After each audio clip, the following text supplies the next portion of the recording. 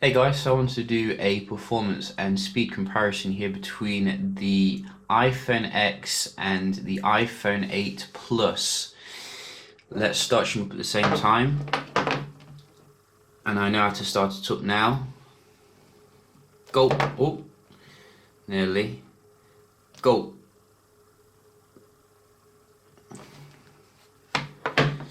So the main thing I've been encountering with the iPhone X is how difficult it is to use compared to your traditional iPhone. And I think, whoa, iPhone 8 Plus just beat the X there, I think. What you would need to slow that down. I think if you are looking for an easier to use experience, maybe the 8 would, satisfy you a little bit more, because it does retain the fingerprint scanner or Touch ID, and also it has all the gestures that we do know and love from before. But nevertheless, let's see how they do compare here.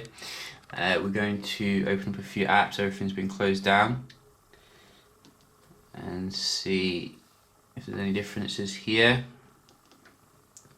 Swipe away. So I think they're both running the same setup in terms of the processor.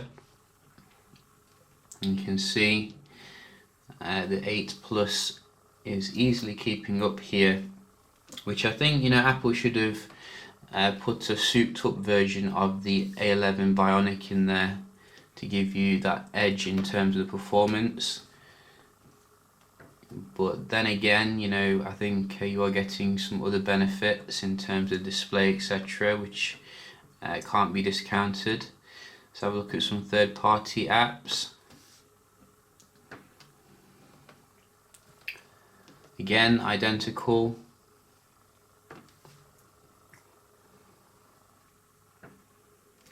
Oh, so 8 Plus there, only just. And that was the X. One more. X again. So X coming back there. Let's try some games, see if there's any differences there. And then we can check out the multitasking. So again, I can see, I'm getting redirected. I didn't know that this happened on iPhones. I thought it was just Android. Let's use the multitasking here.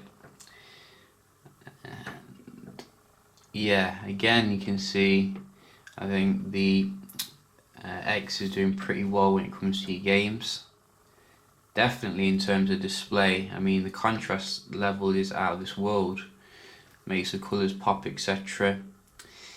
And it is loading again a little bit faster. One thing I have noticed is how you have to rely on this swipe up a lot more, and it sometimes goes onto the corner of the phone, which makes it quite confusing, but maybe you'll get used to it.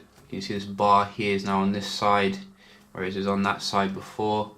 Whereas when you've got a physical button, you just press that and you're good to go. And what else do we have? We have this one. Gave the 8 Plus a head start there. But maybe the X will catch up. And it did. I think it did. Wow, so the X is fantastic when it comes to you loading games. It's just getting out of them, which is a little bit annoying. So let's just try your multitasking as well. I'm going to attempt this without trying to pull my hair out, because I did try this off camera and it was very frustrating, because you have to get it right in the middle on the X. Hang on. You have to get it right there until you feel like a haptic feedback, and then you can multitask, which is too much for me this time in the morning. So yeah, you see, beta product, that's what's coming into my mind. Let's try some third-party ones. This one Doesn't seem to be any reloading. I think they're both coming with oh, you can get multitasking doing that. I didn't know that. See, I'm learning something every day here with this phone. So you can hold it like that and then get into multitasking. Great stuff. A game, just try go back to FIFA. So yeah, you're not going to get any multitasking issues, I don't think, with the latest iPhone. It's just the usability really, which I'm struggling with compared to your iPhone 7 or iPhone 8 Plus, but maybe they'll work on that for the next iPhone.